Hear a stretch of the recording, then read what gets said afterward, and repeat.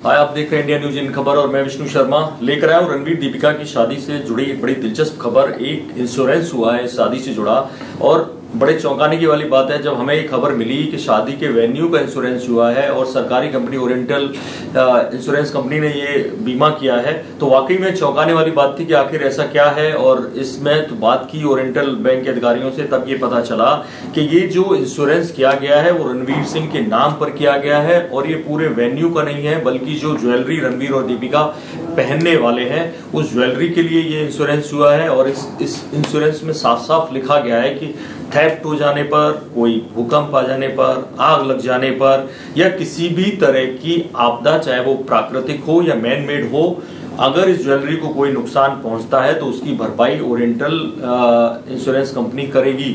ये बड़ा दिलचस्प मामला है कि ये जो कंपनी है आमतौर पे सरकारी है और इस तरह की इंश्योरेंस वो नहीं करती है, लेकिन ये पहली बार बॉलीवुड से जुड़ी किसी हस्ती की शादी से जुड़ा इंश्योरेंस हुआ है। और ये इंश्योरेंस केवल 5 दिन के लिए मान्य होगा, यानी 12 तारीख से 12, क्योंकि 13 तारीख को संगीत, 14 को एक शादी, दूसरी 15 को जो होगी, तो इस तरह 3 दिन का ये और आने जाने तक, यानी जो ज्वेलरी वापस इंडिया आ जाए तब तक के लिए ये इंश्योरेंस किया गया है। 5 दिन का इंश्योरेंस होगा।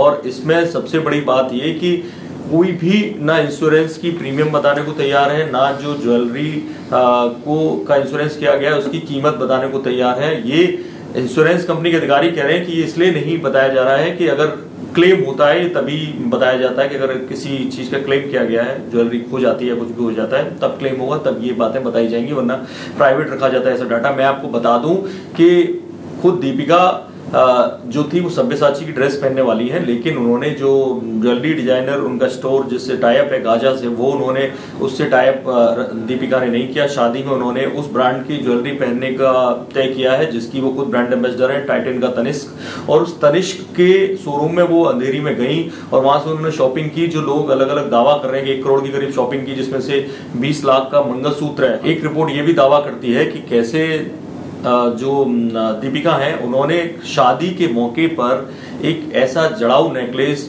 पहनना तय किया है जो उन्होंने जौहर के वक्त पद्मावती में पहना था। आप वो तस्वीर देख रहे होंगे सामने।